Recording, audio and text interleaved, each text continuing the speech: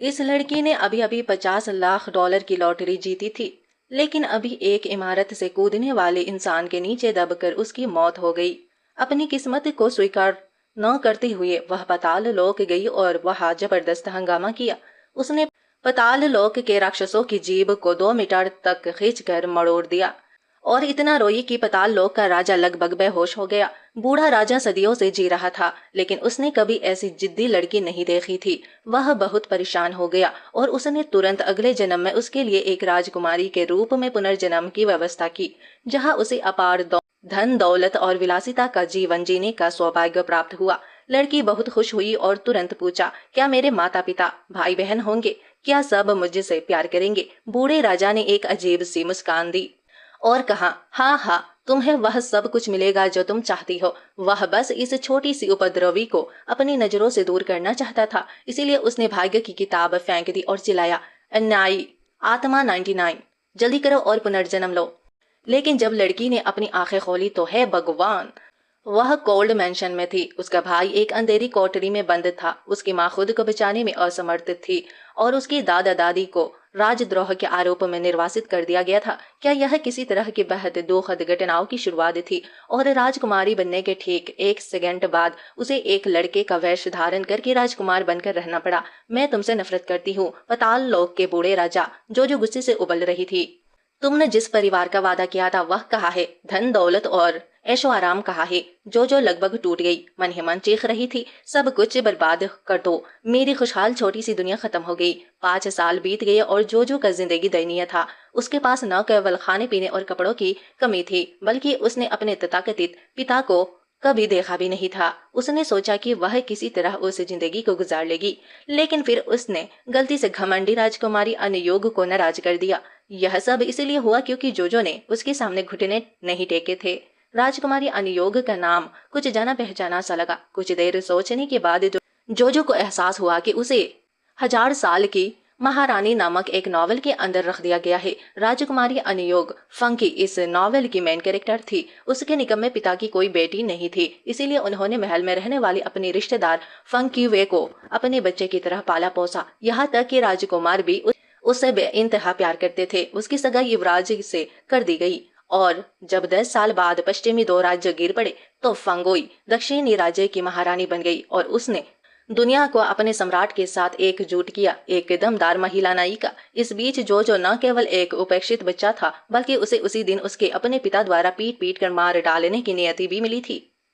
बिल्कुल बलि का बकरा। जो इस दयनीय भाग्य को स्वीकार करने वाली नहीं थी। जो को चुप देखकर फांगोई गुस्सा हो उठी और उसने नन्हे राजकुमार का चेहरा खरोचने के लिए हाथ उठाया। जो ने सहज रूप से हमले को रोक दिया और चिल्लाई, क्या कर रहे हो? मुझसे दूर हटो। फांगोई, जिसके साथ ऐसा बिहेवियर पहले कभी नहीं हुआ था, तुरंत खुद को पीड़ित दिखाने लगी। उसने रोते हुए सम्राट से कहा, अंकल सम्राट, उस लड़के ने मेरी चीजें चुराई और मेरा चेहरा खरोचने की कोशिश की। खलनायक द्वारा पहले पीड़ित बनने का एक क्लासिक उदाहरण। जब जो वहां हैरान खड़ी थी, तब तक अत्याचारी सम्राट आ चुका था। वह सचमुच क्रूर था। बिना कोई सवाल पूछे उसने अपने आदमियों को जो को पकड़ने और उसे मार डालने का आदेश दिया। फिर उसने तुरंत फांगोई को दिलासा देने के लिए मुड़कर कहा, मेरी प्यारी बच्ची, तुम्हारा चेहरा बिल्ली के बच्चे की तरह आंसुओं से भीगा हुआ है। फांगोई ने अत्याचारी सम्राट के कपड़ों पर अपने नाक से निकले आंसू और नाक पहुंची। उसके अत्याचारी पिता ने जोजो को ऐसे घूरती निगाहों से देखा कि वह डर के मारे डायपर में पेशाब करने ही वाली थी। क्या यह अत्याचारी सचमुच मुझसे बिना पूछे ही मुझे मार डालेगा? वह मेरे अपने पिता है। कहते हैं ना कि एक खूंखार बाघ भी अपने बच्चे को नहीं खाता। अत्याचारी सम्राट का चेहरा अचानक सीरियस हो गया। उसे लगा कि उसने उसे छोटे बच्चे को कुछ बोलते हुए सुना है, लेकिन अजीब बात यह थी कि उसका मुंह हिल नहीं रहा था। क्या वह उसके मन की बातें सुन रहा था? सम्राट एक्साइटेड हो गया। यह लड़का किस महल से है? उसका क्या ओहदा है? एक यूनिक ने जवाब दिया, महाराज, यह कोल्ड पैलेस की कंकोबाइन का बेटा है, 18वां राजकुमार। सम्राट, जो हमेशा बेटों से ज्यादा बेटियों को पसंद करते थे, उन्होंने पलक भी नहीं झपकाई। उन्होंने अपने आदमियों को उसे घसीट कर ले जाने और पीट पीट कर मार डालने का आदेश दिया। जो को बहुत बुरा लगा। फांगोई तो बस एक बड़ी झूठी है। मैंने उसका सामान नहीं चुराया। वही तो मेरे चेहरे पर खरोच मारना चाहती थी, क्योंकि वह मेरी खूबसूरती से जलती थी। मेरा जालिम बाप बेवकूफ है। कोई हैरानी नहीं कि 10 साल बीत गए, देश का भविष्य दांव पर लगा था। सम्राट ने यह सुना और इसमें कोई हैरानी नहीं कि पश्चिमी साम्राज्य का पतन होने वाला है। तुरंत अपना आपा खो बेटा। मेरे पास उससे कुछ सवाल है। जो हक्का बक्का रह गई। क्या हो रहा है? क्या मेरे निकम्मे पिता का दिल बदल गया है? क्या मैं अभी मरने वाली नहीं हूँ? उसने फांगोई की ओर मुड़कर पूछा कि क्या चोरी हुआ है। छोटी लड़की ने चुपके से अपना सोने का कंगन अपने पीछे झाड़ियों में फेंक दिया और चिल्लाई, वाह, वहाँ है। उसने अभी अभी उसे वहां फेंका है। जोजो ने उसका नाटक देखा और मन ही मन ताना मारा, कौन बेवकूफ चोरी का सामान अपने पीछे फेंकता है? उसकी बुद्धि शर्मनाक है। मुझे यकीन है कि वह अंधा और निर्दयी तनाशाह इसे समझ नहीं पाएगा। बकवास मत करो, मैं सुन सकता हूँ। सम्राट मन ही मन दहाड़ा। उसका चेहरा गुस्से से लाल हो गया। उसने फांगोई को सच बताने का आदेश दिया। फांगोई का गोल मटोल छोटा चेहरा इतना डर गया कि चौकोर हो गया। वह घुटनों के बल गिर पड़ी और दया की भीख मांगने लगी। लेकिन इस बार सम्राट उसकी दया नहीं मान रहा था। उसने फांगोई को कुछ शिष्टाचार सीखने के लिए महारानी दौजागर के पास भेजने का आदेश दिया। यह सुनकर फांगोई फूट फूट कर रोने लगी। जो यह सब देखकर खुश हो रही थी। क्या इस अत्याचारी को अचानक से अक्ल आ गई है? वह एकदम समझदार हो गया है। सम्राट ने जोजो के मन की बात सुन ली और उसे गुस्से से घूरा, जिससे जोजो का दिल कांप उठा। उफ, कितना डरावना! अपने प्यारे चाचा सम्राट को अविचलित देखकर फांगोई ने महारानी जांग से विनती की, मौसी, मुझे बचा लीजिए। महारानी जांग भी घबरा रही थी। फांगोई ही उसकी दया की कुंजी थी। अगर फांगोई चली गई तो सम्राट उनके महल में आना बंद कर देंगे। उन्होंने बेशर्मी से अपनी भतीजी के लिए विनती की, महाराज प्लीज फांगोई को बस एक बार के लिए माफ कर दीजिए। सम्राट ने महारानी जांग को फटकारती हुई कहा, यह सब तुम्हारे अनुशासनहीनता के कारण है। आज से तुम आत्मचिंतन के लिए अपने कमरे में ही रहोगी। यह सोचकर कि अब वह बच गई है, जो चुपके से भागने की कोशिश करने लगी, लेकिन सम्राट की गुस्से भरी निगाहों से उसे तुरंत वही जमा दिया। वह इतनी डरी हुई थी कि उसके डायपर फिर से गिले हो गए। वह अत्याचारी मुझे उस अजीब से निगाहों से क्यों घूर रहा है? क्या वह अब भी मुझे पीट पीट कर मार डालेगा? मैं बहुत डरी हुई हूँ। मैं मरना नहीं चाहती। सम्राट ने जोजो को ध्यान से देखने के लिए आगे झुककर देखा। वह सचमुच बहुत प्यारा बच्चा था। गुलाबी गालों वाला, मासूम और मनमोहक, अपने 17 बड़े भाइयों से कहीं ज्यादा सुंदर। अगर वह लड़की होती तो वह और भी सुंदर होती, कीमती होती। सम्राट ने अफसोस भरी आह भरी, बिखर जाता। ऐसा लगता है कि और मुख यूनिक फुआन को जुजू को वापस भेजने का आदेश दिया। यह देख कर कि सम्राट उसे मारने वाले नहीं थे और उसे सुरक्षित वापस भेजने के लिए किसी को भेज रहे थे, जुजू को लगा कि उनमें थोड़ी भी अंतर आत्मा तो है। वह मन ही मन बड़बड़ाने लगी, अगर यह निकम्मा बाप शुरू से ही इतना समझदार होता तो मेरी बेचारी माँ इस कोल्ड मेंशन में कैद न होती। लेकिन वह भी कोई खास अच्छा नहीं है। थोड़ी देर में जब वह झील पर बने पुल को पार करेगा तो वह गिर जाएगा और उसकी टांग टूट जाएगी। जो उसे चेतावनी देना चाहती थी, लेकिन फिर उसने सोचा, इस बाप ने मेरी या मेरी माँ की जरा भी परवाह नहीं कि मैं उसकी परवाह क्यों करूं? मुझे क्या फर्क पड़ता है? वह मर भी जाए तो अच्छा है। जल्द ही यूनिक फुआन जोजो को वापस कोल्ड पैलेस ले आए। फिर भी जोजो को थोड़ा अपराध बोध हुआ। उसने यूनिक से गोजो को चेतावनी देने का फैसला किया, जब तुम शाही उद्यान के पास झील पर पहुंचो तो पुल पार करने से पहले एक कप चाय पीने जितना समय रुक जाना। अपने अध्ययन कक्ष में लौटते समय सम्राट ने जोजो की बातों पर गौर किया। उस छोटे बदमाश ने कहा कि पश्चिमी चू साम्राज्य 10 साल में गिर जाएगा। मैं अभी सुन लेता हूँ, पर इसे सीरियसली नहीं लेता। लेकिन उसने यह भी कहा कि मेरा पैर टूट जाएगा। यह तो बहुत ही अजीब और सटीक बात है। तभी फुआन लौट आया। सम्राट को झील की ओर जाते देख उसे जोजो की बातें याद आ गई और उसने तुरंत उन्हें रोक दिया। महाराज, आगे बढ़ने से पहले शायद हमें एक कप चाय पी लेनी चाहिए। सम्राट तुरंत समझ गए, उस छोटे बदमाश ने जरूर कुछ कहा होगा। कम से कम उसमें थोड़ी तो आंतर आत्मा है। सम्राट ने घमंड से खांसा और फुआन से चाय मंगवाई।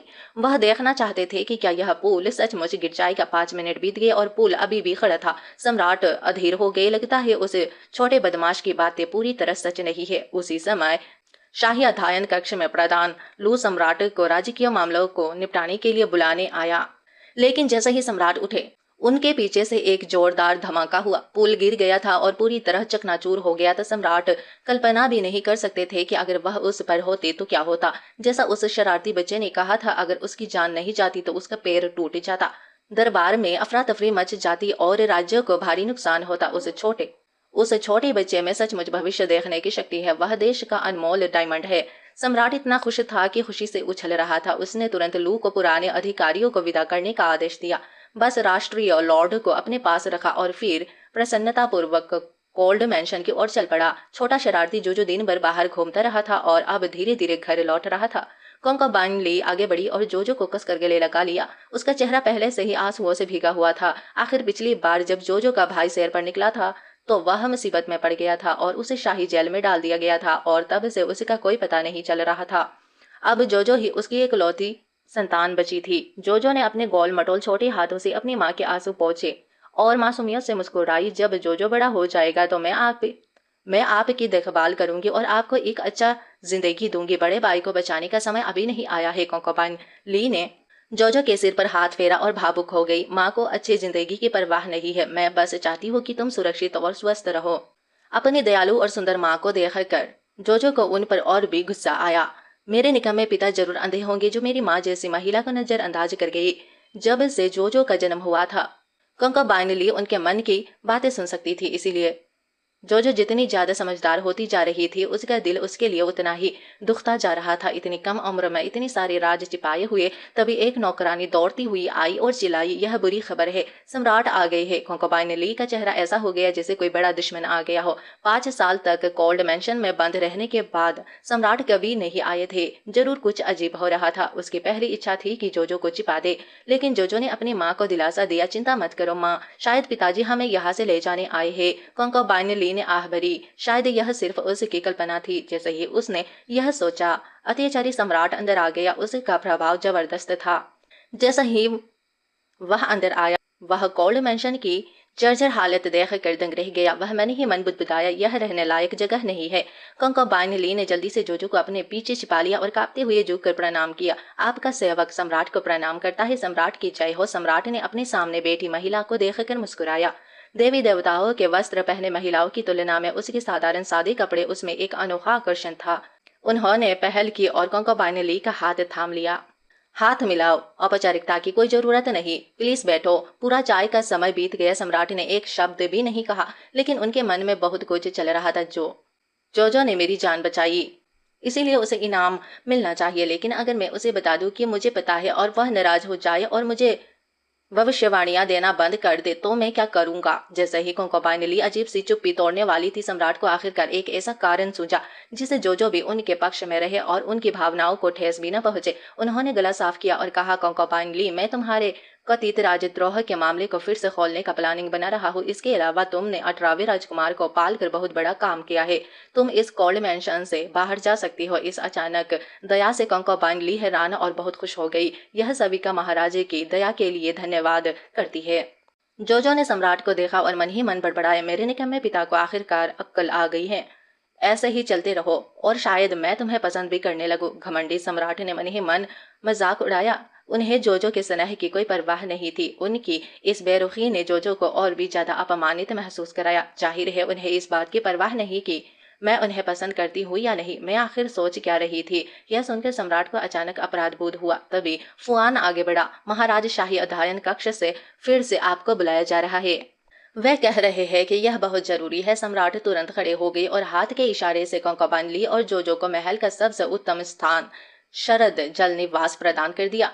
उन्होंने फुआन को खुद उन्हें सामान ले जाने में मदद करने का आदेश भी दिया। जोजो की आंखें इधर उधर घूमने लगी मानो उसे कुछ सूझा हो। मेरे निकम्मे पिता मोर्चे पर युद्ध के बारे में चर्चा करने वाले हैं। इस अगले युद्ध में पश्चिमी शू साम्राज्य न केवल पूरी तरह से पराजित होगा बल्कि 3000 सैनिक भी खो देगा। नुकसान विनाशकारी होगा। उन्हें जमीन छोड़नी पड़ेगी और हर जाना देना पड़ेगा। यह एक पूर्ण आपदा होगी। यह सुनकर जाने ही वाले सम्राट अचानक रुक गए। फुआन ने विनम्रता से उन्हें याद दिलाया, महाराज हमें जल्दी है। सम्राट बेशर्मी से वापस बैठ गए। मुझे थोड़ी प्यास लगी है, जाने से पहले एक और कप चाय पी लूंगा। उन्होंने एक्साइटेड होकर कान खड़े कर लिए मानो उन्हें इस उलझन का कारण पता चल रहा हो। क्या मेरे निकम्मे पिता में कुछ गड़बड़ है? वह मेरी तरफ क्यों देख रहे हैं? हर फिर से वही अजीब सा चेहरा। माँ मुझे नींद आ रही, मैं सोना चाहती हूँ। सम्राट फिर से हक्का बक्का रह गया। तुम्हारे पिता राष्ट्रीय संकट का सामना कर रहे हैं, चिंता से बेहाल है और तुम नन्ही बच्ची सोना चाहती हो। लेकिन सम्राट हार मानने को तैयार नहीं था। जोजो के सो जाने के बाद भी वह उसके पास ही बैठा रहा, उसे टकटकी लगाकर देखता रहा। जोजो के मन की बात जानने के लिए सम्राट ने उसे सोने नहीं दिया। नन्ही बच्ची मेरे लिए उठ जा। उसकी दुखी माँ ने बीच में दखल देने के लिए अपनी जान जोखिम में डाल दी। महाराज, भले ही आपको जो पसंद ना हो, आप उसे इस तरह परेशान नहीं कर सकते। सम्राट ने एक अजीब सी लेकिन विनम्र मुस्कान दी और जिद से कहा कि वह बस जोजो के बगल में सोना चाहता है। कमरे में मौजूद बाकी सब लोगों ने उसे हाँ ठीक है वाली नजर से देखा। हालांकि सम्राट ने आज्ञाकारी ढंग से लार टपकाती जोजो को गोद में उठा लिया और बाकी सबको जाने के लिए कह दिया। जैसे ही जोजो सो गई, सम्राट उससे जानकारी निकालने की कोशिश करने लगा। जोजो, हमारा पश्चिमी चू युद्ध हारने वाला है, अब हम क्या करें? वह मन ही मन बड़बड़ा रही थी। ऐसा इसीलिए हुआ क्योंकि दक्षिणी राज्य की उस जासूस ने हमारी सैन्य योजनाएं लीक कर दी थी। हमने एक झूठी गर्भावस्था का नाटक किया था कि वह मेरे निकम्मे पिता के अध्ययन कक्ष में जाकर लगातार सैन्य खुफिया जानकारी चुरा सके, जिसके कारण हमें हार का सामना करना पड़ा। अगर मेरे पिता ने उसे चोरी करने के लिए कुछ झूठी खुफिया जानकारी दी होती तो पश्चिमी चू पासा पलट सकता और दक्षिणी राज्य के खिलाफ एक बड़ी जीत हासिल कर सकता था। उसके पिता को जोजो की नन्ही मुट्ठी का दर्द महसूस हुआ। वह इतने भावुक हो गए कि उनकी आंखों से आंसू बह निकले। मैंने ऐसा क्या किया था कि मुझे इतनी प्रभावशाली संतान मिली? सम्राट बहुत खुश थे। वे जोजो के प्यारे से गाल पर एक जोरदार चुम्बन देने से खुद को रोक नहीं पाए और खुशी खुशी चले गए। मक्खी के चले जाने से जोजो को आखिरकार नींद आ गई। अगले दिन फुआन आदेश अनुसार कोंकोबाइन ली और जोजो की मदद करने के लिए आया। कोंकोबाइन ली ने नैनी गुई को शरद ऋतु जल निवास में अपने साथ लाने का रिक्वेस्ट किया। अब जब कोंकोबाइन ली सम्राट की दया पा चुकी थी तो फुआन ने स्वाभाविक रूप से हर बात मान ली। सबसे खुश जोजो थी क्योंकि कोल्ड मैंशन में अपने 5 सालों के दौरान उसकी माँ दाई गुई के अलावा महल की दूसरी दासियां उसे ईर्ष्या और जलन से देखती थी। 7 दिन बाद सम्राट को अपने अध्ययन कक्ष में मोर्चे से विजय की खबर मिली। वह उसके साथ सबसे ज्यादा दयालुता दिखाई थी। तीनों ने हाथ पकड़कर कोल्ड मैंशन को छोड़कर अपना नया जीवन शुरू किया। उन्हें राहत मिली कि उन्होंने जोजो की बात मान ली थी। इतने सालों तक दक्षिणी राज्य से लड़ने के बाद यह पहली बार था जब उन्हें इतनी निर्णायक जीत मिली थी। फिर मोर्चे से और अच्छी खबर आई। दक्षिणी राज्य शांति वार्ता के लिए दूत भेज रहा था। महाराजा, आप तो प्रतिभाशाली है। सैन्य अधिकारियों ने अभी अपनी चापलूसी पूरी भी नहीं की थी कि सम्राट शरद ऋतु जल निवास की ओर जाने के लिए एक्साइटेड हो गए।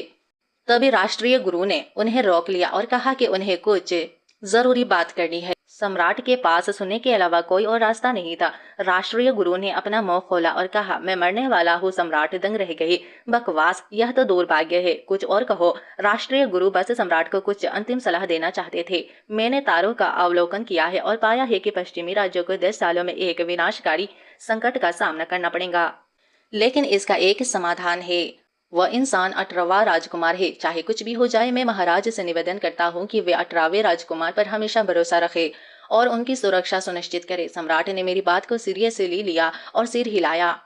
मैं याद रखूंगा। उन्होंने एक पल रुककर राष्ट्रीय गुरु से अंतिम प्रश्न पूछा, क्या यह सच है कि मेरी कोई पुत्री ना होने के कारण मैं खत्म हो गया हूँ? राष्ट्रीय गुरु ने कोई आंसर नहीं दिया, बस इतना कहा, स्वर्ग के रहस्य प्रकट नहीं होने चाहिए। इतना कहकर वे गिर पड़े और उनका निधन हो गया। अगले दिन राष्ट्रीय गुरु के निधन की खबर फैली। सम्राट को नहीं पता था कि यह स्वाभाविक मौत थी या स्वर्ग के रहस्य प्रकट करने का दैवीय दंड। ख्यालों में डूबे हुए वे कोंकोबाइन ली और जोजो से मिलने शरद ऋतु जल निवास की ओर चल पड़ी। महाराज, सम्राट आ गए हैं। कोंकोबाइन ली और जोजो ने प्रणाम किया। जोजो ने ऊपर देखा और अपने पिता का उदास चेहरा देखकर सोचा, क्या हमने अभी अभी युद्ध नहीं जीता था? मेरे पिता इतने दुखी क्यों दिख रहे हैं? क्या कुछ और हुआ है? ओह हाँ, राष्ट्रीय गुरु का निधन हो गया। राष्ट्रीय गुरु का निधन हो गया। यह शब्द सुनते ही सम्राट की आंखें चमक उठी। उन्होंने जोजो के छोटे कंधों को थाम लिया। राष्ट्रीय गुरु का मौत इतना अचानक हुआ, मुझे हैरानी है कि इसका कारण क्या था। जोजो, वह मैंने ही मन बड़बड़ाई। उसका समय खत्म हो गया था। जाहिर है, यह सुनकर सम्राट किसी मिठाई की दुकान में बच्चे की तरह खुश हो गया। उसे इतना आनंदित हुआ कि उसने जोजो को 99 दफा चूमा। जोजो यह देखकर पूरी तरह से दंग रह गई। इतने चूमन मिले मुझे, अभी अभी एक बूढ़े आदमी ने चूमा। उफ, मैं अब पवित्र नहीं रही। अपने पिता द्वारा अचानक चूमे जाने के बाद जोजो को लगा जैसे वह मर ही जाएगी। सम्राट ने एक पल के लिए अपनी बच्ची को दर्द भरी नजरों से देखा, फिर फैसला किया कि बस आगे बढ़ो। उन्होंने जोजो को गले लगाया और उसे 99 और चुमनों से सरोवर कर दिया, जिससे वह पूरी तरह से अचंभित रह गई। हालांकि कोंकोबाइन ली को हैरान जोजो बेहद प्यारी लगी और वह भी चुमनों की इस होड़ में शामिल होने से खुद को रोक नहीं पाई। जोजो को लगा जैसे उसका चेहरा सुन्न हो रहा हो। एक ऐसी दुनिया जहाँ बस वही दुख भोगती थी अब पूरी हो गई थी। मेरे माता पिता के सोचने का तरीका कितना अजीब है। वे जब मन करता है तब चूम लेते हैं। लेकिन अंदर ही अंदर जोजो को थोड़ी सी खुशी महसूस हुई। आखिरकार वह अपने पिछले जन्म में अनाथ थी। अब वह अपने माता पिता के प्यार को सचमुच महसूस कर सकती थी। जब सम्राट और कंकबाइन ली ने जोजो के अतीत के बारे में सुना तो उनके दिल दया से भर उठे। तीनों ने एक दूसरे को कसकर गले लगाया, जोजो को और भी ज्यादा प्रेम देना चाहते थे। जोजो ने एक महान सेवा की थी और सम्राट ने उसे अनगिनत खजाने भेंट किए थे, लेकिन जोजो की एकमात्र इच्छा सुंदर छोटी पोशाकें पहनने की थी, जिसे उसकी माँ ने क्लियरली अस्वीकार कर दिया था। उसकी माँ की सिचुएशन अभी भी कमजोर थी, उसके दादा दादी अभी भी निर्वासन में थे और उसका अपना नाम अभी तक राजद्रोह के आरोपों से आजाद नहीं हुआ था। तभी नैनी गुई यह पूछने आई कि कंकोबान चिंग के स्वागत के लिए किस तरह का खाना तैयार किया जाए। जो तुरंत सतर्क हो गई। कंकोबान चिंग नोवेल संगिनी जंग और फांगोई के पक्ष में है। वह यहाँ क्या कर रही है? मुझे याद है कि किताब में लिखा था कि वह हमेशा नई पसंदीदा कंकोबाइन के साथ रहने की कोशिश करती है और फिर वह सभी कंकोबाइन रहस्यमय तरीके से मर जाती है। अगर वह शरद ऋतु जल निवास में आती है तो मेरी माँ और मैं भी मर सकती हूँ। कंकोबाइन ली ने जोजो के ख्याल सुने और सीरियस हो गई। फिर उसने नैनी गुई से कहा कि वह कोई विशेष भोजन ना बनाए। नैनी गुई हैरान रह गई क्योंकि कंकोबाइन ने अभी अभी उसे वैभव भोजन बनाने को कहा था। कंकोबाइन ली ने जोजो के सिर पर धीरे से हाथ फेरते हुए कहा कि अब उसे कंकोबाइन चिंग का असली पाखंड रूप दिख गया है। मुसीबत में पड़ने पर उसने उनकी अनदेखी की, लेकिन चापलूसी करने के लिए दौड़ पड़ी। विशेष अधिकार प्राप्त थे तब उन्होंने उनकी अनदेखी की थी। दाई गुई ने राहत की सांस ली। आखिरकार वह बात कह पाई जो सालों से अपने मन में दबाई बैठी थी। मुझे बहुत खुशी है कि आपकी दासी अब समझ गई। अगले सुबह जब कंकोबाइन चिंग शरद जल निवास के लिए रवाना हुई तो उसने फांगोई से वादा किया कि वह अपना मिशन पूरा करेगी, शरद जल निवास में रहेगी और कंकोबाइन ली और उसके बच्चे से छुटकारा दिलाएगी। फांगोई ने संतुष्टि से सिर हिलाया और परिणामों की बेसब्री से इंतजार करने लगी। पलक झपकते ही कंकोबाइन चिंग एक बनावटी मुस्कान के साथ शरद जल निवास पहुंची। बहन, मैं तुमसे मिलने आई हूँ। कंकोबाइन ली ने उठने की भी जहमत नहीं उठाई और बस इतना कहा, क्योंकि आप यहाँ है बहन, प्लीज अंदर आए और बैठिए। इस रवैये ने कंकोबाइन चिंग को सचमुच हैरान कर दिया। उसने सोचा था कि कंकोबाइन ली उसे गले लगाएगी और रोएगी। घबराकर वह अंदर आ गई और बैठ गई। जब उसने जोजो को देखा तो वह मुस्कुराई और उसे गोद में लेने के लिए हाथ बढ़ाया। जोजो को इतना कसकर पकड़ा कि उसके डायपर लगभग गीले हो गए। मम्मी, मुझे बचाओ। कंकोबाइन ली ने कंकोबाइन चिंग की कलाई कसकर पकड़ ली। बच्ची अजनबियों से शर्माती है। फिर उसने किसी से चाय मंगवाई। कंकोबाइन चिंग चाय पीते हुए शरद ऋतु निवास स्थल पर नजर घुमाते हुए व्यंग्यपूर्वक बोली, बहन, आपका घर कितना शानदार है, मेरे उस छोटे से हरे रंग के साधारण से मंडप जैसा नहीं। कंकोबाइन ली अविचलित रही और उन्होंने गृह विभाग से इसकी मरम्मत करवाने को कहा। कंकोबाइन चिंग तुरंत खुद को पीड़ित दिखाने लगी और रोने लगी। गृह भाग के ये कुत्ते सिर्फ उन्हीं की मदद करते हैं जिन्हें खास दर्जा मिलता है, या मेरी कभी मदद नहीं करेंगे। कंकोबाइन ली ने उनकी बात नहीं मानी। उन्होंने लापरवाही से अपने आस्तीन की ओर इशारा करते हुए कहा, यह जूता बढ़िया कपड़ा है।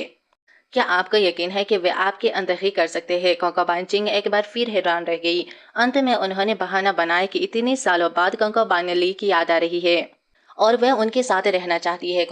कंकोबाइन ली ने निर्दयता पूर्वक उनके बुरे इरादों को उजागर कर दिया। कंकोबाइन चिंग घबरा गई, कुछ बेतुके बहाने बनाए और जाने की कोशिश की, इस उम्मीद में कि कंकोबाइन ली उन्हें रोक लेंगी। लेकिन कंकोबाइन ली ने तुरंत उन्हें जाने के लिए कह दिया। कंकोबाइन चिंग इतनी गुस्से में थी कि मानो अपने दांत पीस रही हो। कंकोबाइन चिंग के चले जाने और संकट टल जाने से जोजो बहुत खुश हुई। आया गुई ने बताया कि 10 कंकोबाइन ली ने ठंडे लहजे में उन्हें भगा दिया। जोजो हैरान थी, माँ इन दोनों के प्रति इतनी रूखी क्यों है? 11वें राजकुमार बाहर बेचैनी से इधर उधर घूम रहे थे। भाई, वे मेरे 13वें भाई के सबसे करीबी थे। जब वह मुसीबत में पड़ गया तो उन्होंने उसे बचाने की पूरी कोशिश की और इस प्रक्रिया में अपनी जान तक गंवा दी। लेकिन माँ उन्हें कभी पसंद नहीं करती थी, इसीलिए वे अपराध बोध से भरे हुए मर गए। यह सोचते हुए जोजो ने अपनी माँ की आस्तीन खींची और उनसे अपने भाइयों को अंदर आने देने की विनती की। जोजो के ख्याल सुनकर कंकोबाइन ली चौंक गई। उन्हें कभी पता नहीं था कि 10वें और 11वें राजकुमार इतने वफादार और नेक थे। सालों तक कोल्ड मैंशन में रहने के बाद उन्होंने सच्ची दोस्ती का महत्व जान लिया था और सहमति में सिर हिलाया। जब दोनों राजकुमारों ने कंकोबाइन ली को देखा तो उन्होंने तुरंत झुककर अपने 13वें भाई को बचाने का रास्ता खोजने का वादा किया। उनके पीछे चिपकर जोजो उनकी चिंता और घबराहट देख सकती थी। उन्होंने प्रणाम करने के बाद जाने की प्लानिंग बनाई थी, लेकिन जब कंकोबाइन ली ने उन्हें चाय पर बैठने के लिए आमंत्रित किया तो वे चौंक गए। इससे वे लगभग डर गए क्योंकि उन्हें उनसे डांट सुनने की आदत थी। उनकी घबराहट भापते हुए कॉन्काबाइन ली ने उनके हाथ पकड़े और अतीत में उन्हें गलत समझने के लिए औपचारिक रूप से माफी मांगी। समझदार सातवें राजकुमार ने तुरंत कहा, हम ही थे जो युवा और नासमझ थे, हमेशा आपकी महारानी को नाराज करते थे। ऐसा दोबारा नहीं होगा। अपनी माँ और दोनों भाइयों को गलतफहमी दूर करते देख जो उनसे मिलने के लिए इतराते हुए बाहर गई। उन्हें देखते ही वह दंग रह गई। वह तुरंत अपने दोनों सुंदर बड़े भाइयों की बहुत बड़ी प्रशंसक बन गई। जोजो बेहद खुश थी। दोनों राजकुमार यह जानकर हैरान थे कि वे जोजो के मन की बात सुन सकते हैं, लेकिन उन्होंने कुछ नहीं कहा। उन्हें डर था कि लोग जोजो को राक्षस समझ लेंगे, इसीलिए उन्हें इसकी रक्षा करनी थी। दोनों भाइयों की तुरंत ही आपस में अच्छी दोस्ती हो गई। दोनों ही प्यारी सी छोटी जोजो को गले लगाने और चूमने के लिए होड़ कर रहे थे। जैसा ही माहौल खुशनुमा हो रहा था, अत्याचारी सम्राट सबसे अनुचित समय पर प्रकट हुआ और उस दिल को छू लेने वाली सीन को तोड़ दिया। उसने जोजो को 10वें राजकुमार की बाहों से छीन लिया। 10वें राजकुमार, आप बहुत पीले दिख रहे हैं, क्या किसी ने आपको नाराज किया है? मैं तुम्हारा साथ दूंगा। तुम ही हो जो सिचुएशन को गलत समझ रहे हो। अत्याचारी, मुझे परेशान करने वाले तुम ही हो। 10वें राजकुमार ने दुखी मन से सोचा। आग से आग बुझाना। 10वें राजकुमार ने आंसर दिया, तुम्हारे बेटे को अभी अभी गुस्सा आया है, डॉक्टर के पास जाने के लिए डांटा। और जब वह वहां था, सम्राट ने तुरंत उसे डांट कर जाने को कहा और 11वें राजकुमार को भी विदा कर दिया। दोनों ने अवज्ञा करने की हिम्मत नहीं की और उदास होकर चले गए। हालांकि उनके दिल में जोजो के साथ रहने की गहरी इच्छा थी। जोजो ने अपने भाइयों की अनिच्छा देखी और अपने पिता की आस्तीन खींची। पिताजी, जोजो मेरे भाइयों को पसंद करती है। भाई के पेट में भूख से दर्द हो रहा है। जोजो मेरे भाइयों के साथ खाना खाना चाहती है। सम्राट तुरंत मान गए। 10वें और 11वें राजकुमार इतने भावुक हो गए कि उनकी आंखों से आंसू आ गए, लेकिन भोजन के दौरान वे इतने घबराए हुए थे कि उन्होंने अपनी चॉपस्टिक को छूने की हिम्मत नहीं की। जोजो ने अनुमान लगाया, मेरे भाई मेरे पिताजी से डरते होंगे, मैं उन्हीं की दया पाने में उनकी मदद करना चाहती हूँ।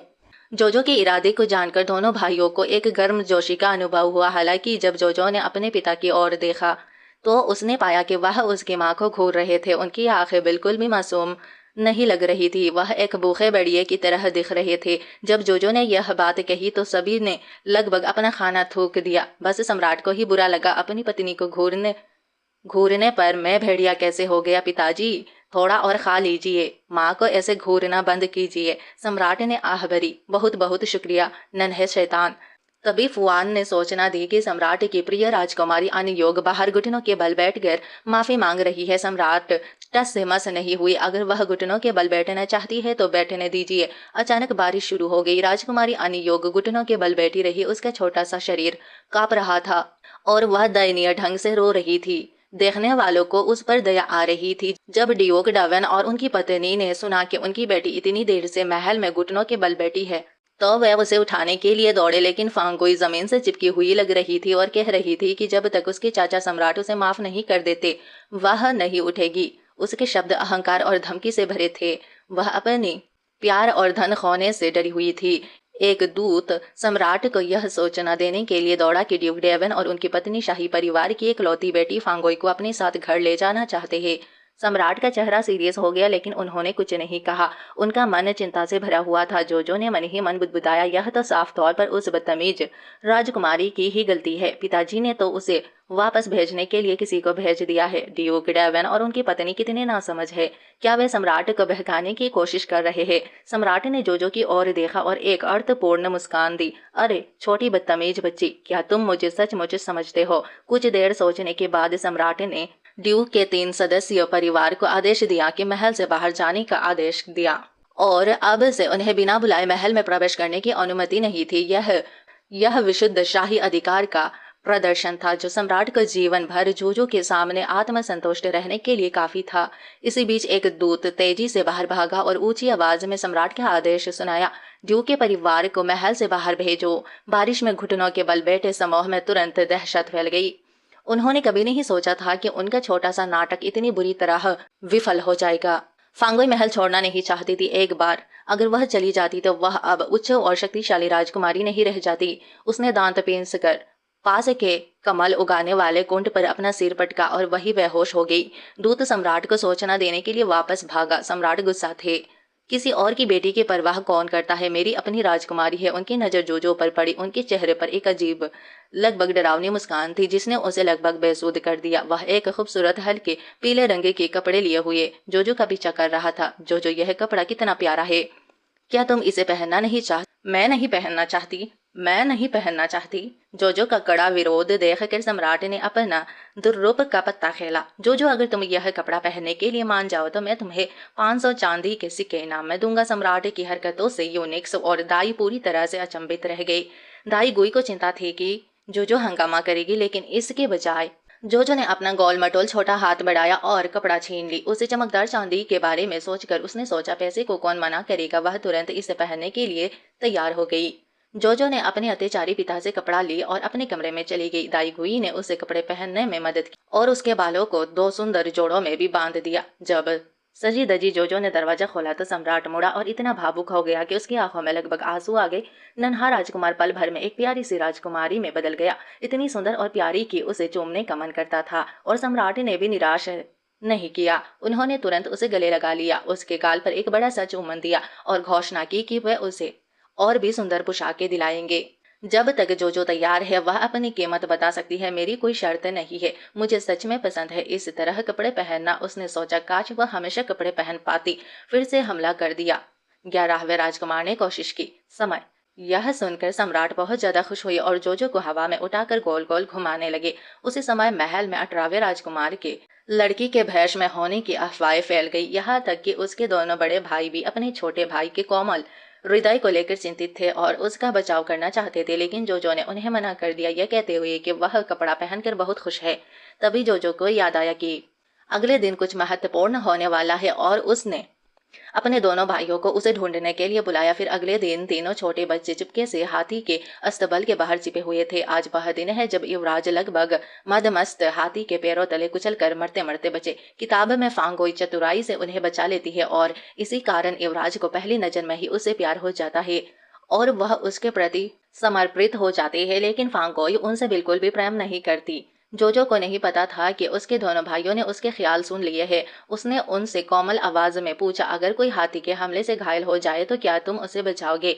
दोनों ने सिर हिलाया, जरूर।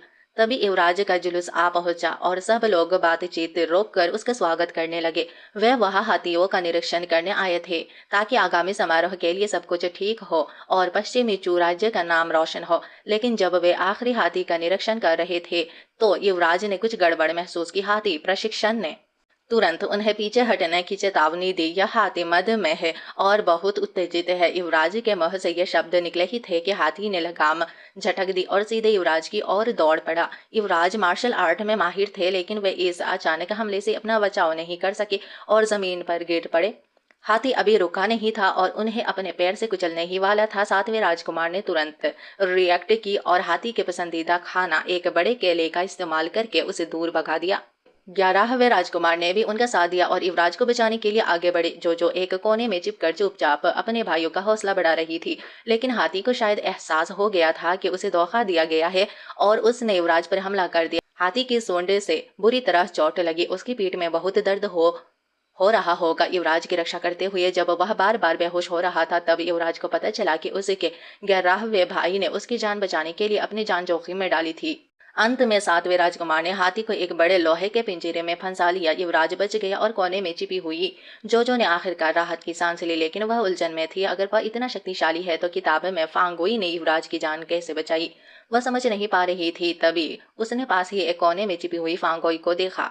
क्या उसे युवराज के करीब आने के लिए यहाँ नहीं होना चाहिए था? वह तो बस किनारे खड़ी देख रही थी, जो किसी को मरते हुए बस देखती रहे। वह युवराज के प्यार के लायक बिल्कुल नहीं है। उसे के सच्चे प्यार के लायक यू परिवार की यू वान यिंग है, वह जिसने युवराज के लिए कभी शादी नहीं की, जिसने युद्ध के मैदान में लड़ने के लिए पुरुष का वेश धारण किया और जिसे युवराज को बचाने के लिए दुश्मन ने बंदी बनाकर तकलीफ दी, लेकिन उसने कभी अपने देश के साथ विश्वासघात नहीं किया। मुझे युवराज को उनका सच्चा प्यार ढूंढने में मदद करनी है, लेकिन पहले उसे अपने भाइयों, खासकर 11वें राजकुमार का हालचाल पूछना था, जिस हाथी की सूंड से चोट लगी थी। वह उसकी चोट देखने गई और उसकी पीठ को छुआ। तभी उसका हाथ खून से लथपथ हो गया। खून से डरने की बात न जानते हुए जो वही बेहोश हो गई। इसी बीच युवराज को पूर्वी महल में वापस ले जाया गया। शाही चिकित्सक ने बताया कि उससे कोई सीरियस चोट नहीं आई। जब युवराज धीरे धीरे होश में आया तो सम्राट बहुत खुश हुआ। वह युवराज की दिवंगत माता के प्रति अपना कर्तव्य निभाने में लगभग असफल हो गया था। युवराज को अचानक अपने घायल 11वें भाई की याद आई और उसने बेचैनी से उसकी हालत के बारे में पूछा। सम्राट यह सुनकर हैरान रह गया, क्योंकि उसने जो सुना था उसके अनुसार राजकुमारी अनयोग ने बहादुरी से युवराज की जान बचाई थी।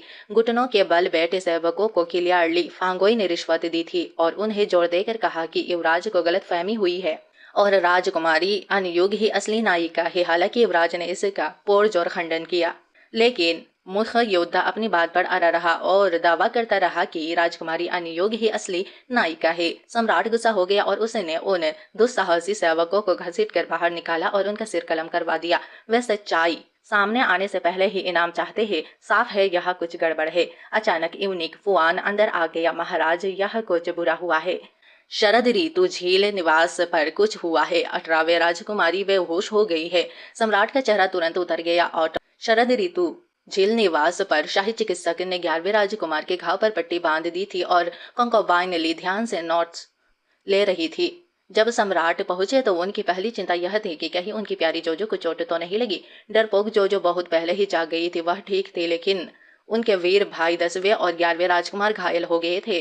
जोजो के ख्याल सुनकर सम्राट सब कुछ समझ गए। तब से उन्होंने 10वें और 11वें राजकुमारों को युवराज के साथ ज्यादा समय बिताने और उनके कर्तव्य को उनकी मदद करने की अनुमति दी। अपने पिता और भाइयों के बीच संबंध सुधरते देख जोजो इतने खुश थी कि खुशी से उछल पड़ी, लेकिन मन ही मन कोसने से खुद को रोक नहीं पाई। मेरा कुत्ता जैसा पीता अंधा है, वह यह नहीं देख पा रहा था कि फांगोई कितनी बुरी है।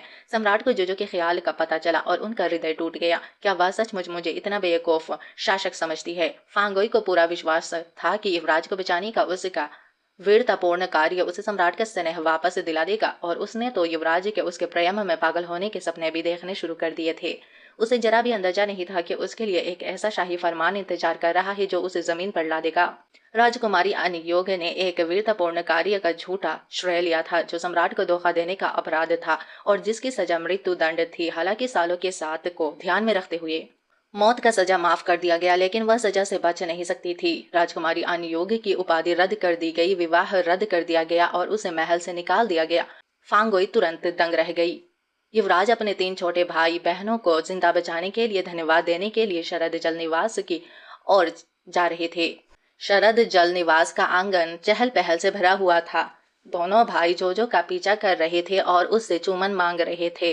बिल्कुल नहीं, बिल्कुल नहीं। छोटी जोजो थक चुकी थी। इतनी सारे चुम्बनों से उसका चेहरा लगभग सुन्न हो गया था। आखिरकार अपने भाइयों के प्यार भरे पीछा से बचकर वह सीधे युवराज के घुटने में जा गिरी।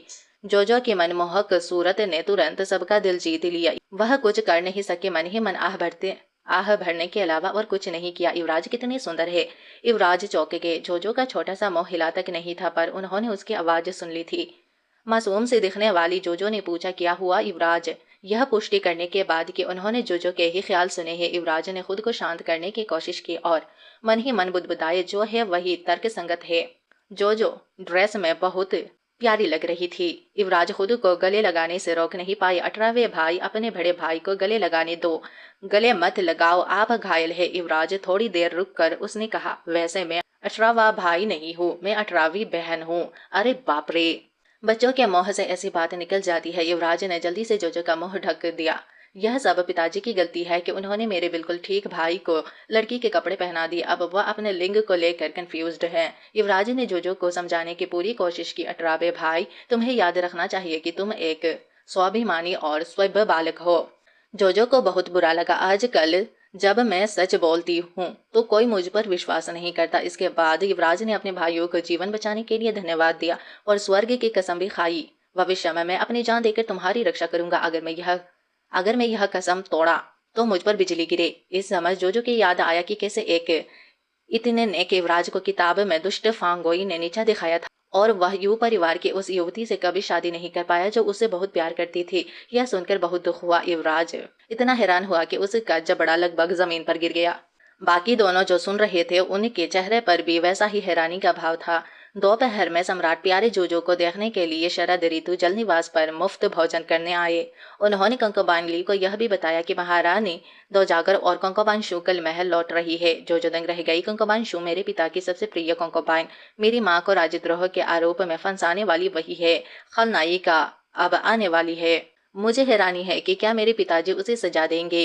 अपने पिताजी को घूरते हुए जोजो की बड़ी बड़ी खूबसूरत आंखें चौड़ी हो गई। उसके पिताजी अपराध बोध से ग्रस्त होकर जल्दी से विषय बदल दिया। जोजो, क्या खाने पर तुम्हारा और भाई का नाम अभी तक दर्ज नहीं हुआ है। जोजो का दिल दुख उठा। भुना हुआ सुअर का मांस, उसके सामने की हर चीज अचानक बेईमानी हो गई। जोजो को रोते देख उसके पिता ने तुरंत उसे शाही बगीचे में तितलियां पकड़ने ले जाने का प्रस्ताव दिया। यह सुनकर जोजो इतने खुश हुई कि खुशी से उछल पड़ी। उसके पिता ने प्यार से उसके सिर पर हाथ फेरा और मन ही मन सोचा कि आखिर वह सिर्फ 5 साल की बच्ची ही तो है। पिता और बेटी शाही बगीचे में पहुंचे। जोजो आगे दौड़ पड़ी और उसके पिता उसके पीछे पीछे भागे। लेकिन यह प्यार सिर्फ एक पल के लिए ही रहा। बगीचे के एक कोने में 2 लापरवाह महल के नौकर गपशप कर रहे थे और कह रहे थे कि महारानी दोजागर के लौटते ही वह कंकोबाइन ली और 18वें राजकुमार को वापस गोल्ड मैंशन में भेज देंगी और कंकोबाइन शू के वापस आने पर सम्राट स्वाभाविक रूप से उन्हें भूल जाएंगे। अब जोजो का अपने पिता के साथ खेलने का मन नहीं था। वह मुड़ी और पीछे देखे बिना चली गई। उसके हैरान पिता फिर से अचंभित हो गए। जिस बच्ची को उन्होंने अभी अभी खुश किया था वह उन्हें यूं ही छोड़कर चली गई। गुस्से में आकर सम्राट ने गपशप करने वालों दोनों नौकरों को बाहर घसीट कर लाने, उनकी जीभें काट कर कुत्ते को खिलाने और फिर पीट पीट कर मार डालने का आदेश दिया। अगली सुबह सम्राट ने पूरी दुनिया को साथ लेकर महारानी दोजागर का महल में स्वागत किया। कल बगीचे में हुई गपशप के कारण जोजो का दिल जोर से धड़क रहा था। उसे डर था कि उसकी शाही दादी उसे और उसकी माँ को पसंद नहीं करेगी। इसीलिए कनोबीन ली ने उसे दिलासा देते हुए कहा कि महारानी दोजागर बहुत दयालु है और उन्होंने ही उस समय तमाम मुश्किलों के बावजूद उसकी जान बचाई थी। सम्राट ने मुड़कर जोजो का चिंतित चेहरा देखा और उसे सांत्वना दी। जोजो, कितनी प्यारी हो, तुम्हारी शाही दादी तुम्हें देखकर जरूर प्यार करेंगी। यह बहुत अच्छी बात है। जोजो इतनी खुश थी कि खुशी से उछल पड़ी। तभी महारानी दोजागर महारानी और कंकोबाइन शू के साथ एक बड़े जुलूस में आई। जोजो घबरा गई। महारानी दोजागर का चेहरा उदास था और वह खुश नहीं लग रही थी। लगता है मेरे महल से दूर रहने के दौरान बहुत कुछ घटित हो गया। सम्राट ने यह सुना और तुरंत अपनी माँ से बात करने के लिए आगे बढ़े। साथ ही उस महिला को भी याद किया जिसने लड़की का भेष धारण किया हुआ था। अगर किसी को दोष देना है तो मुझे दोष दो। मैं हूँ कंकोबाइन ली और जोजो निर्दोष है। महारानी दोजागर ने जोजो की ओर देखा। जोजो इतनी डरी हुई थी कि उसके डायपर लगभग गीले हो गए थे। यह शाही दादी कितनी कठोर है, मैं डर गई हूँ। महारानी दोजागर ने बाहें चौड़ाई। क्या मैं सच में इतनी डरावनी हूँ? अगले ही पल उन्हें इतना झटका लगा कि उनके दांत लगभग बाहर निकल गए, क्योंकि उन्हें एहसास हुआ कि वह जोजो के मन की बातें सुन सकती है। उन्होंने खुद को संभालने की कोशिश की और एक अजीब सी मुस्कान दी। उनका किसी पर दोष लगाने का कोई इरादा नहीं था। वह बस उस प्यारी बच्ची को गले लगाना चाहती थी। फिर महारानी दोजागर मुस्कुराई, नीचे बैठी और कोमल और प्यारी छोटी जोजो को गले लगाने के लिए अपने हाथ बढ़ाए। जोजो ने सावधानी से हाथ पीछे किया। प्यारी सी छोटी जोजो ने तुरंत महारानी दोजागर का दिल जीत लिया। अपनी पैनी नजरों से उन्होंने एक नजर में ही बता दिया कि जोजो एक खूबसूरत छोटी राजकुमारी है। जोजो को गोद में लेकर वह बहुत खुश हुई और तुरंत उसे 2 बड़े सोने के कंगन गिफ्ट में दिए। पैसे की दीवानी उस छोटी बच्ची की आंखें चमक उठी। उसने कहा कि उसकी शाही दादी उसकी सबसे प्रिय व्यक्ति है। पिछली बार उसके चेहरे पर ऐसा भाव तब आया था जब सम्राट ने उसे 500 चांदी की टाइलें दी थी। सम्राट को आधिकारिक तौर पर गद्दी से हटा दिया गया था। जोजो अपने पिता को बुलाकर हाल चाल पूछना चाहती थी, लेकिन उसने देखा कि बुरी कंकोबाइन शू पहले ही उससे लिपट चुकी थी और उसे लालसा भरी निगाहों से देख रही थी। लेकिन सम्राट का रवैया ठंडा था। उसने जवाब दिया, पारिवारिक भोज तैयार है। कंकोबाइन शू, तुम हमारे साथ शामिल हो जाओ। फिर वह अपनी प्रिय जोजो को अपनी माँ से वापस छीनने के लिए एक्साइटेड होकर आगे बढ़ा। अपनी दादी के समर्थन से जोजो ने अपने पिता को जीभ चिढ़ा दी। भोज में महारानी दोजागर ने जोजो को पकड़ रखा था और उसे जाने नहीं दे रही थी। वह खुद उसे तरह तरह के स्वादिष्ट खाना खिला रही थी। सम्राट इतना ईर्ष्यालु था कि वह चीख सकता था और बार बार पूछ रहा था, माँ, क्या जोजो को पकड़े पकड़े तुम्हारी बाहें थक नहीं गई? महारानी दोजागर ने अपनी आंखें पूरी तरह घुमा ली। सम्राट, आपने आज रात यह सवाल 1,00,000 बार पूछा है। मैं थकी नहीं हूँ। सम्राट जब खुद पर तरस खा रहे थे तभी कंकोबाइन शू ने अपना नाटक फिर से शुरू कर दिया। उसने सम्राट को बधाई दी और उनके कंधे से लग गई। उसके शब्दों से लग रहा था कि वह उम्मीद कर रही थी कि सम्राट उस रात के लिए उसे ही चुनेंगे। पिताजी कभी उसके घर नहीं जाते। तो यह देख कर जूजू मन ही मन बड़बड़ाने लगी, वह तो बिल्कुल बुरी है, मुझे उससे नफरत है। क्या वह मेरी माँ का नाम साफ करेगा? मेरी माँ को तो कंकोबाइन शू ने ही फंसाया था। जूजू के ख्याल सुनकर सम्राट गहरी सोच में पड़ गए। शायद उन्हें कंकोबाइन शू की जांच करनी चाहिए कि क्या उसने कंकोबाइन ली को फंसाया था। उसे सचेतन न करने के लिए सम्राट ने कंकोबाइन शू का पिए लिया और पी गए। लेकिन कंकोबाइन शू को कुछ गड़बड़ महसूस हो गई। उसने इस मुद्दे पर जोर नहीं दिया और इसके बजाय उन्हें अपने महल में एक हल्का सूप पीने के लिए आमंत्रित किया, यह कहते हुए कि वह वापस जाकर उनका इंतजार करेगी। कंकोबाइन शू ने खुशी खुशी एक सुंदर छोटा कपड़ा पहना और सम्राट के आने का बेसब्री से इंतजार करने लगी। लेकिन उन्हें हैरानी हुआ जब एक दासी दौड़कर आई और बताया कि सम्राट गिफ्टों का भोज लेकर शरद ऋतु जल निवास पर गए हैं। कंकोबाइन शू तुरंत गुस्सा हो गई और कोसने लगी। उस कंकोबाइन ली ने सम्राट को वश में करने के लिए कौन सा जादू किया? मैं इसे स्वीकार नहीं कर सकती। वापसी के पहले ही दिन सम्राट की दया खो दी और इसका दोषी वह इंसान था जिससे वह सबसे ज्यादा नफरत करती थी। कंकोबाइन शू ने अपना चाय का प्याला तोड़ दिया। कंकोबाइन ली खुद को क्या समझती है? वह इतनी गुस्से में थी कि मानो अपने दांत पीस रही हो। उसे इस बात का बहुत दुख था कि पिछली बार राजद्रोह के आरोप ने उसे खत्म नहीं कर दिया था। सम्राट अपने संदेह की पुष्टि करने के लिए कंकोबाइन शू के महल गए। जैसे ही वे प्रवेश द्वार पर पहुंचे, उन्होंने उसे चीजें तोड़ते और बड़बड़ाते हुए सुना। ऐसी बातें कह रही थी जिन पर उन्हें विश्वास नहीं हुआ। सम्राट ने अपनी मुठ्ठियां बीच ली, अपने गुस्से को दबाया और कंकोबाइन शू की खुद को दोषी ठहराने की बातें सुनते रहे। अब सब कुछ क्लियर हो गया था। सम्राट ने फुआन को दरवाजा खोलने का इशारा किया। जैसे ही दरवाजा खुला, उन्होंने देखा कि कंकोबाइन शू अभी भी कंकोबाइन ली के खिलाफ अपनी भड़ास निकाल रही थी। घुटनों के बल बैठी एक दासी ने सम्राट और उनके दल को देखा और अपनी मालकिन को इशारा करने की कोशिश की, लेकिन कंकोबाइन शू ने इसे नहीं समझा और दासी को डांट भी लगाई। अरे मरी हुई लड़की, तुम आंख क्यों मार रही हो? मैं सम्राट नहीं हूँ, तुम मुझे बहका नहीं सकती, दासी ने फुसफुसाते हुए कहा। सम्राट आ गए हैं। सम्राट कंकोबाइन शू के पीछे खड़े थे। उनका चेहरा सीरियस था। उनकी उनकी उपस्थिति घुटन भरी थी। कंकोबाइन शू पहले से ही हाफ रही थी। उनका चेहरा घबराहट से पीला पड़ गया। वह घुटनों के बल बैठ गई और हकलाते हुए बोली, आपकी सभी सम्राट को प्रणाम करती है।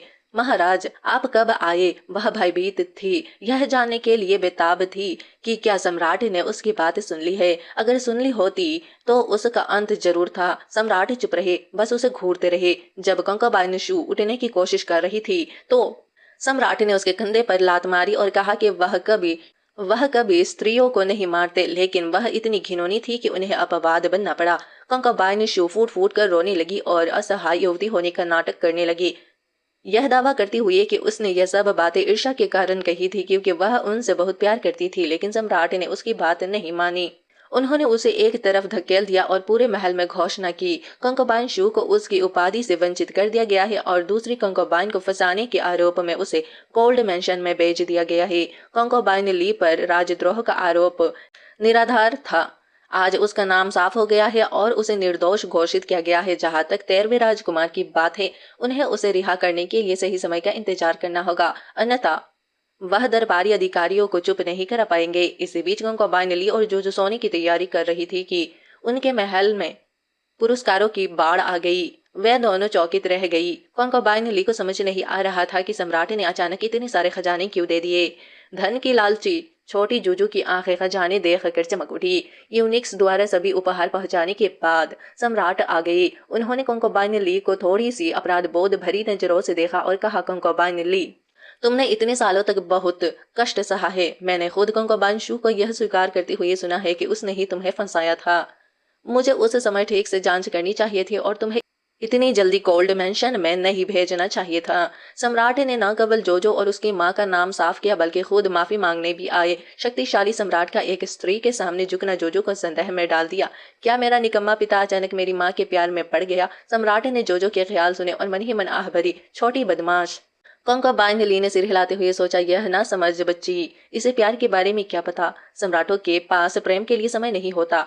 फिर उसने सम्राट से अपने कमरे में जाकर सोने के लिए कहा, लेकिन सम्राट शरद ऋतु जल निवास में ही रहना चाहते थे, जिसे कंकोबाइन ली ने विनम्रता पूर्वक अस्वीकार कर दिया। सम्राट का चेहरा उदास पिल्ले जैसा उतर गया। ठीक है, फिर मैं तुम्हारे तैयार होने तक इंतजार करूंगा। मैं वापस चला जाता हूँ, सोने का इंतजार करूंगा। जो तुम मेरे साथ चल रहे हो। फिर उसने जोजो को उठाया और उसके साथ बाहर चला गया, एक अचूक अधिकार का भाव कंकोबाइन ली पूरी तरह से दंग रह गई। जो मन ही मन कोसने लगी, मेरे पिता कितने नीच है। वह मेरी माँ को नहीं पा सकते, इसीलिए उन्होंने मुझे बंधक बना रखा है। इतनी कम उम्र में जोजो पर कितना बोझ था। वही बेटी के प्रति अशक्त सम्राट उसके दिलचस्प ख्यालों से खुश हो रहे थे। एक दिन जोजो नींद से भरी आंखों को मलते हुए उठी। सम्राट ने घोषणा की कि वह उसे सुबह के दरबार में ले जा रहे हैं। जोजो का दिल जोर से धड़कने लगा। उसे लगा जैसे वह भ्रम में है। अगले ही पल सम्राट ने उसे बिस्तर से उठाया और दरबार की ओर ले जा रहे थे। वह सबको यह बताने के लिए बेताब थे कि उनकी एक अनमोल बेटी है। उनकी बेटी दुनिया की सबसे प्यारी, सबसे मनमोहक बेटी थी। जब दरबारी अधिकारियों ने परी जैसी जोजो को देखा तो सभी उसकी तारीफ करने लगे। वाकई सुंदरता ही सब कुछ थी। दरबार में शांति थी। तभी जंजीरों में जकड़े एक कैदी को लाया गया। वह जनरल जोआ था। पश्चिमी साम्राज्य दक्षिणी साम्राज्य के खिलाफ बार बार युद्ध हार चुका था। एक अयोग्य सेनापति ने 3 सेनाओं की जान ले ली है। तुम्हारा अपराध क्या है? सम्राट गरजते हुए सेनापति को मृत्यु दंड देने के इरादे से बोले। जो जनरल जो को मरते हुए नहीं देखना चाहती थी। आखिर वह एक प्रतिभाशाली सेनापति था। उसकी हार उसकी गलती नहीं थी। यह सब स्पाई वे पिंग के हस्तक्षेप और श्रापित होने तथा किसी के वश में होने के कारण हुआ था। जनरल जो एक दुखद व्यक्तित्व था। उसके 3 पुत्र और 1 पुत्री युद्ध के मैदान में शहीद हो गए थे। जब उसकी पत्नी को दुश्मन ने अपमान से बचाने के लिए बंदी बना लिया था तो उसने खुद उसे तीर से मार गिराया था। जो के ख्याल सुनकर सम्राट चुप हो गए। इनमें से किसी बात की जानकारी नहीं थी। अगर जोजो ने उन्हें याद ना दिलाया होता तो वे हमेशा के लिए इस बात से अनजान रहते। सम्राट का चेहरा सीरियस हो गया, लेकिन अधिकारियों को लगा कि सम्राट जाय की बार की हार और राजद्रोह के इरादे से गुस्सा है। इसीलिए सभी ने सम्राट को उसे मार डालने की सलाह दी। जनरल जो तुरंत सुर्खियों में आ गया। जो मन ही मन गुस्सा हुई। ये दरबारी अधिकारी बड़े ही निकम्मे हैं। मेरे पिताजी की मदद करने की बजाय वह उन्हें लोगों को मारने के लिए उकसा रहे हैं। अगर जनरल जो की मौत हो जाती है तो सभी सैनिकों का दिल टूट जाएगा। चू बस कोने ही में होगा। मुझे सच में उम्मीद है कि मेरे पिताजी का दिमाग शांत रहेगा और पश्चिमी साम्राज्य का पतन हो जाएगा। जनरल जो की वफादारी और महत्व को समझते हुए सम्राट ने उसे नहीं मारा। जोजो के ख्याल सुनकर सम्राट का मन शांत हो गया। उन्होंने जोजो की छोटी से घुटने पर थपथपाते हुए इशारा किया कि वह मामला संभाल लेंगे। फिर उन्होंने प्रधानमंत्री और संशोधन न्यायालय के प्रमुख को जुई की हार के कारणों की गहन जांच करने का आदेश दिया और शाही अस्पताल के प्रमुख को उसके इलाज के लिए भेजा। लेकिन जब गोजो ने सुना कि यह शाही अस्पताल का प्रमुख है तो वह प्रभावित नहीं हुई। वह आदमी तो बिल्कुल निकम्मा है। उसे सिर्फ महिलाओं के स्वास्थ्य की जानकारी है। उसे श्रापों के बारे में कुछ भी नहीं पता। सम्राट ने गहरी सांस ली और कहा, उप प्रमुख को भेजो। प्रमुख को अभी भी हरम में कंकोबाइनों की देखभाल करनी है। इस समय जोजो को एहसास हुआ कि उसके पिता आखिरकार उसकी बात समझ गए हैं। वह बहुत खुश हुई। उसकी आंखों में स्नेह भर आया। अंत में वह खुद को रोक नहीं पाई और अपने पिता के गाल पर एक बड़ा सा चुम्बन दिया। जो सिर्फ सम्राट की भाग्यशाली सितारा ही नहीं थी, वह पूरे पश्चिमी चू साम्राज्य की रक्षक थी। अपने ख्यालों पर भरोसा करते हुए सम्राट ने सफलतापूर्वक एक और जासूस का पर्दाफाश कर दिया। शाही अदालत कक्ष में सम्राट अत्यंत प्रसन्न थे। जनरल जो बच गए थे। जो भी खुश थी और सम्राट के कंधे पर खुशी से बैठी थी। पिछले कुछ दिनों में जो ने सम्राट के प्यार को गहराई से महसूस किया था और वह इतनी साहसी हो गई थी कि उनके सिर पर चढ़कर उनके बालों में रिबन बांधने लगी थी। यह कहना गलत नहीं होगा कि जो रिबन बांधने में काफी माहिर थी। इससे पहले कि और अब सम्राट सहित सभी अंडरवर्ल्ड के रक्षक उसके इस हुनर का शिकार हो चुके थे। पास खड़ी फुआन ने तुरंत हस्तक्षेप करने की कोशिश की। 18वें राजकुमारी ये सम्राट की गरिमा को ठेस पहुंचाता है, लेकिन सम्राट को यह अच्छा लगा। इससे पहले कोई बच्चा उनके इतना करीब नहीं आया था और इससे उन्हें पिता होने का सरल आनंद महसूस हुआ। थोड़ी देर खेलने के बाद जोजो को अचानक कुछ याद आया और उसने सोचा, जनरल जो को इतना कष्ट क्यों सहना पड़ा जबकि किसी को इसके बारे में पता ही नहीं चला। तर्क संगत रूप से इतनी बड़ी बात होने पर भले ही जनरल ने कुछ न कहा हो, मेरे पिताजी को कुछ तो पता होना चाहिए था, है ना? क्या किसी ने जानबूझकर मेरे पिताजी तक खबर पहुंचने से रोका, इस उम्मीद में कि मेरे पिताजी के हाथों से चुपचाप इस बात को छुपा दिया जाए? जो मुझे अचानक कुछ याद आया। तुम अपनी माँ के घर वापस जाओ। अभी के लिए बस इतना ही। पिताजी इसकी जांच करने जा रहे हैं और जब मैं जांच पूरी कर लूंगा तो आपसे मिलने आऊंगा। जो ने कहा, पिताजी कितने शक्तिशाली और बलवान हैं। इसके बाद सम्राट चुपके से सेनापति के घर पर गए। उन्हें सिचुएशन की जानकारी खुद पता लगानी थी। जोया हिचकिचाया, महाराज अगर मैं आपको बताऊं तो शायद आप विश्वास न करें। बेहतर होगा कि मैं कुछ न कहूँ, विश्वास करूँ या ना करूँ यह मुझ पर निर्भर है। बोलिए। तभी जोया बोला। यह टीन वांग था, वही था जिसने मेरे परिवार और सैन्य मामलों से संबंधित सभी रिपोर्टों को रोक रखा था। पिछले साल दक्षिणी राज्य के साथ युद्ध के दौरान उसकी वजह से हमारी आपूर्ति में कई बार छेड़छाड़ हुई थी। मुझे संदेह है कि वह दक्षिणी राज्य का जासूस है। एक और जासूस। सम्राट गुस्सा हो गई। जोया ने सोचा कि उनकी प्रतिक्रिया का मतलब है कि उन्हें उस पर विश्वास नहीं है, क्योंकि चान वांगशन को सभी लोग एक वफादार और समर्पित अधिकारी मानते थे। जोया घुटनों के बल बैठ गया और कसम खाई कि वह साबित करेगा कि वह जासूस है। जनरल जो, आप आराम कीजिए और स्वस्थ हो जाइए, मैं सच्चाई का पता लगाऊंगा। इसके बाद सम्राट महल लौट आए और अपने सीक्रेट एजेंटों को जांच करने के लिए भेजा। एजेंटों ने उन्हें निराश नहीं किया और उनके घर से चैन वांगसन और दक्षिणी राज्य के बीच कई गुप्त पत्र बरामद किए। एक एक करके उन्हें पढ़ने के बाद सम्राट डर से कांप उठे। चैन वांगसन कैसा इंसान था? वह इतना वफादार दिखता था, लेकिन सच में उसने लगभग पूरे पश्चिमी राज्य को बेच दिया था। 2 साल पहले दक्षिणी राज्य के हाथ खोई हुई चांदी की खान, पिछले साल जनरल वैन और 3000 युद्ध घोड़ों की मृत्यु, इस साल की शुरुआत में अनाज भंडार का जलना और जनरल जो की लगभग मौत, इन सब के पीछे चैन वांगसन का हाथ था। हरम में वेई पिंग और दरबार में चैन वांगसन के रहते पश्चिमी चू का पतन कैसे नहीं हुआ? 10 सालों तक उसका जिंदा रहना स्वर्ग की दया थी। यह सोचकर सम्राट गुस्सा हो गए। उन्होंने चैन वांगसन के पूरे परिवार को फांसी देने का आदेश दिया और चैन वांगसन और वेई पिंग के सिर को शहर के द्वार पर लटकाने का आदेश दिया, ताकि सभी को चेतावनी मिल सके। गुआ सचमुच पूरे पश्चिमी चू राज्य के लिए एक बड़ा वरदान है। जो अगर वह ना होती तो राज्य बिक चुका होता और मैं अब भी उनकी गिनती में मदद कर रहा होता। मैंने फुआन से पूछा, जो अब कहा है? महाराज को रिपोर्ट के 18वीं राजकुमारी युवराज के साथ है। दक्षिणी राज्य के दूत शांति वार्ता के लिए जल्द ही आने वाले हैं और युवराज उनके स्वागत का जिम्मा संभाल रहे हैं। राजकुमारी भी वहां मौजूद है। इस समय युवराज जोजो को गोद में लिए हुए थे और वे विदेशी दूतों से निपटने के 108 तरीकों की एक मार्गदर्शिका का अध्ययन कर रहे थे। गहन शब्दों के कारण जोजो को नींद आ रही थी। जिया ने कुछ ताजगी देने वाली अगरबत्ती जलाई। युवराज की पुकार पर जोजो तुरंत जाग गई। जिया, वह युवराज के साथ है। मैं इतनी तेजी से प्रतिक्रिया क्यों कर रही हूँ? क्या यह जोयर भी जासूस है? युवराज ने कभी कल्पना भी नहीं की थी कि उनकी निजी दासी दक्षिणी राज्य की जासूस हो सकती है। उसका चेहरा इतना मासूम है, लेकिन वह पूरी तरह से बुरी है। ओरिजिनल कहानी में जब पश्चिमी चू पराजित हुआ तो उन्होंने दक्षिणी राज्य के दूतों का स्वागत किया। जोयर ने उनके साथ मिलकर एक दूत को जहर देकर उसकी मौत का नाटक रचा और पश्चिमी चू को ब्लैकमेल करके 5 शहर छीन लिए। भले ही इस बार पश्चिमी चू जीत गया हो, जावर हमें फंसाने के लिए किसी को जहर देने की कोशिश जरूर करेगी। तब यह जीत व्यर्थ हो जाएगी। बिल्कुल नहीं, मैं उन्हें सिर्फ जमीन और धन छोड़ने नहीं दे सकता। यह सोचकर जो गुस्से से आग बबूला हो गई। युवराज को जब इस साजिश का पता चला तो वह घबरा गया। 1000 साल पुराना नियम था कि युद्ध के समय दूतों की हत्या नहीं की जाती। अगर जोजो की बात सच थी तो न सिर्फ उनकी जीत बेकार हो जाएगी, बल्कि युवराज अपना पद भी खो सकता है।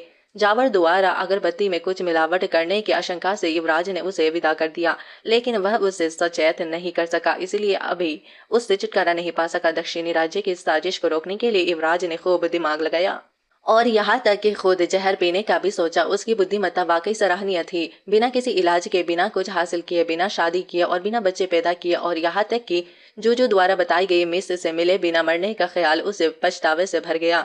तभी जोजो के ख्यालों ने उसे एक बेहतर उपाय सुझाया। अगर हम चुपके से दूत से विनाशक दवा हासिल कर ले तो हम उनकी साजिश का पर्दाफाश कर सकते हैं। पश्चिमी चू बाजी पलट सकता है और शायद उन्हें और जमीन और पैसा छोड़ने पर मजबूर कर सकता है। जो बहुत खुश हुई अपनी चतुराई से, जबकि युवराज लगभग रोने ही वाले थे अपनी बेवकूफी से।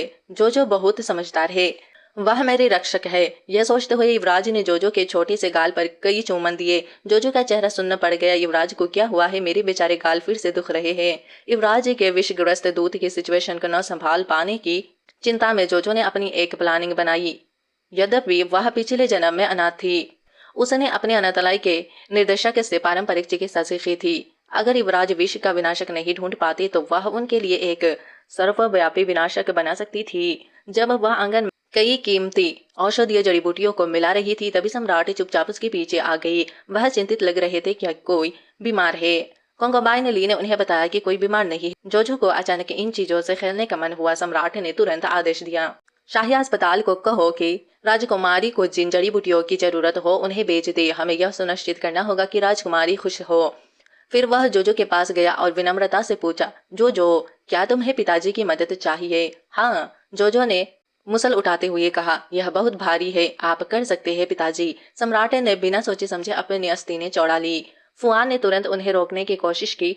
आदरणीय महाराज, इस बूढ़े सेवक को करने दीजिए। लेकिन इससे पहले कि वह अपनी बात पूरी कर पाता, सम्राट अविश्वसनीय गति से जड़ी बूटियों को पीसने लगे थे। जो जो जो जो विस्मय से बोली, वाह पिताजी, आप कमाल है। बाप बेटी के कोशिश रंग लाई। दवा आखिरकार तैयार हो गई। जो इतनी खुश थी कि वह खुशी से उछल पड़ी। अपने हाथ में औषधि को देखते हुए उसने सोचा, मैं राजकुमारी दुनिया के सभी दुष्टों का नाश करूंगी। नाश नाश नाश। सम्राट ने उसे गोद में उठा लिया। ठीक है मेरी राजकुमारी, खाने का समय हो गया है। वह उसे भोजन की मेज पर ले गए, उसे बिठाया और कहा, राजकुमारी प्लीज बैठिए। ये शब्द उसे जाने पहचाने लगे। अपने पिछले जिंदगी में उसने ये शब्द सुने थे।